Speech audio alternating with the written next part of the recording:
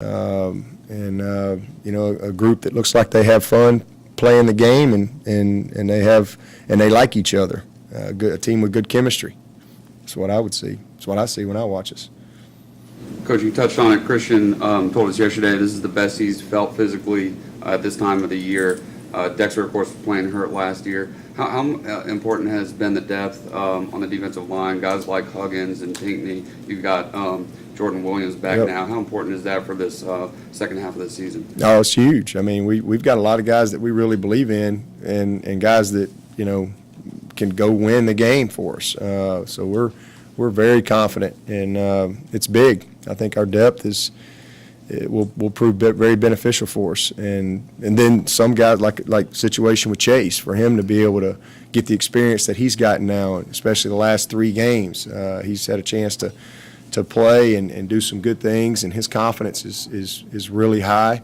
So I just think we're in a good place. What all the backs have been able to do, everybody's kind of had their moments, and it's what we've been able to do at receiver, and we had a lot of guys that have taken another step at receiver, and then you throw in Justin Ross as well. It's exciting. It's an exciting group, an emergence of DK, and I think what we've done in special teams has really been good, but the depth up front in that D-line has allowed us to keep Christian and Clee and Austin and Dexter really fresh. And when those guys are fresh and healthy going into Game 8, that's a good thing for the Tigers. Coach Scott was saying yesterday that Brian Burns might be the most explosive guy he's seen since Clowney. Is that kind of where he is right now? Well, I don't know about all that. I can say I know he's the best we've seen at this point. I mean, he's fast and twitchy and long. He's not as big as Clowney. I think Clowney was a heavier guy. This guy's he's twitchy and athletic like that, but he's probably only about 230, so he's not as heavy. But he is disruptive and got great length. He's giving everybody a problem. But all their ends, not just him. 11, 13, was it 94? The other end got what's that kid's last name? Funny last name. Aim Walvinsky, is that his name? Walvinsky. He's a good player. They got a bunch of them, but 99 he's pretty special. Jeff said yesterday that he felt that Trevor changed protections 8 times on Saturday. Would you say that was probably one of the biggest areas of improvement you've seen from him? I think just the management, just settling into just the flow of the game within the game. That's part of it. Just to where the game is slowed down enough to where you're recognizing things, and some of it is just his manipulation of the cadence. We were getting teed off on. A couple games ago where we just, I don't think he was just kind of going out there, hut, give me the ball, and guys were teeing off on our cadence and just not really, manipulating the defense to get some tips and things like that so that you could see some pressures earlier. And I just think he was more focused on the plays as opposed to all that. But it's just, again, he's a young player, but it's just kind of slowing down for him. And he did an awesome job. And he's just settling in, making plays with his legs. He's very confident. He's seen a bunch of looks now. First of all, he's seen a gajillion looks against our defense. I mean, our guys, it's unbelievable what we have to prepare for every day with our defense, with the looks that they give us. And then now with 7 games under his belt and all the things that he's seen, there's only so many things you can do. And so I just think he's not a freshman anymore. He's a more seasoned guy and is a little more confident in command of what he's doing out there.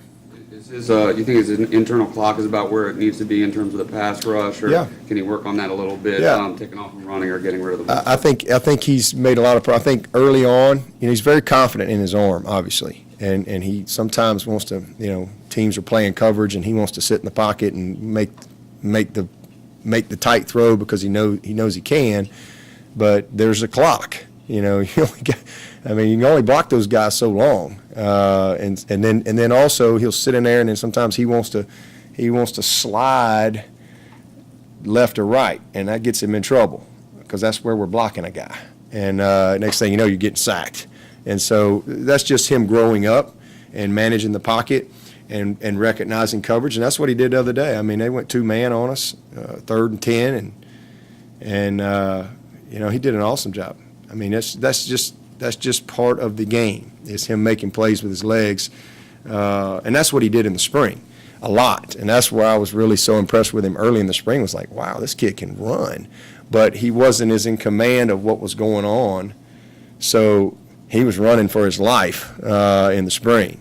And now he's a lot more confident in what's going on, and so he's a little too patient in the pocket. And so, just extending some plays and getting some of those critical yards with his legs, when the coverage presents itself and the opportunity presents itself. And I thought he did a really good job with that last week for sure. Yeah, but going back to roster management and depth, I was tracking the rest of the NCAA, and Alabama's playing 48, 50 players a game. You guys are playing upwards of 75 to 80-plus players a game over the last 4 or 5 games. Can you tell us how that will affect you further going along down the season, not just depth-wise, but in other areas? Well, I mean, every year I think your roster's different, and for us, just so happens this year our roster is full of guys who we trust and who we know can go play and deserve to play. And so, I mean, I just believe that you play the guys that deserve to play, and this is the most veteran team that we've had. And then we've got a few dynamic freshmen, young guys that have emerged as well that deserve the opportunity to play. And so, I mean, we play them. I know we've got, I think, maybe the best running back in the country in ET. I mean, he's as good as there is. But we're going to play them other guys. And that helps him. And it helps, the competition and the investment and the morale of your team, all those things. You don't play guys to play guys. Everybody's got to be able to contribute to the win and help you win. And that's what I've seen. I mean, and then as you go through a season, the confidence that grows in your team, the selflessness that grows in your team, becomes very beneficial to you down the stretch. That's just what I believe. But I've also had teams where, we might have had some talent, but the drop-off was so big between the starter and the next guy, you weren't as free with how you subbed some of those guys. But with this team, we've just got a lot of guys that I don't really even pay any attention to. I know they're going to play, and they're going to play well. I mean, we've got guys all over the field: safety, linebacker, D-line, offensive line, running backs, receivers, tight ends, that we're very confident in. And so we play them, and coaches do a good job with that. How much better is your secondary now compared to, say, 2 years ago in playing the ball in the air? We'll see as we go, but I mean, we're doing a good job this year. This has been a really consistent group outside of a few busts against A&M. We had some poor plays there, but we're doing a good job. I mean, they're making plays on the ball. We had a bunch of pass breakups the other day, really competitive plays, and with good technique. And we got the one pass interference on Mario, and that was close. But I think our guys have taken a lot of pride in it. But Trayvon's a third-year player. Guys get better, and he's worked really hard on his craft. AJ got good experience last year. I think the influence of Trayvon has been awesome for AJ. AJ he's very focused. He's very detailed. He's very technique conscious, and he just takes a lot of pride. And he's long, so I mean we're very talented, and you got guys that care a lot about their technique, and then we're more experienced. So same thing with Kayvon. Kayvon's a third-year player now. Muse has been here 4 years. They're just better, and Nolan is in his third season now, redshirt sophomore. Denzel is a redshirt junior in his fourth year. And so we're just a little more seasoned across the board. Mark has improved. He made a great play on the ball the other day, a nice pass breakup. He's not catching it very well when he's had some opportunities to catch it, but he has played the ball a lot better. So, just a really good group, and Mickey and Mike have done a great job with that group. Tony said he's been trying to build an offense that has answers no matter what the defense does. How would you compare this group's ability to do that with some of the teams in the past, as far as what they try to take away? Well, I think that our guys are confident, and because we've been able to get results doing that. We've had games where, go back to the Syracuse game, where we got to run the ball, and it was just a force the issue type of a deal.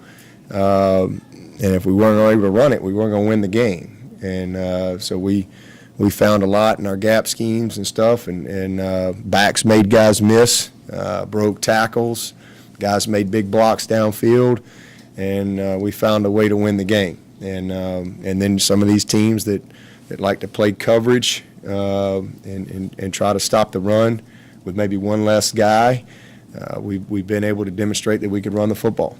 And then a team like last week that really had a good ability to limit you in the run game and challenge you to see if you could make some plays, kind of put a little more pressure on the quarterback and the guys outside.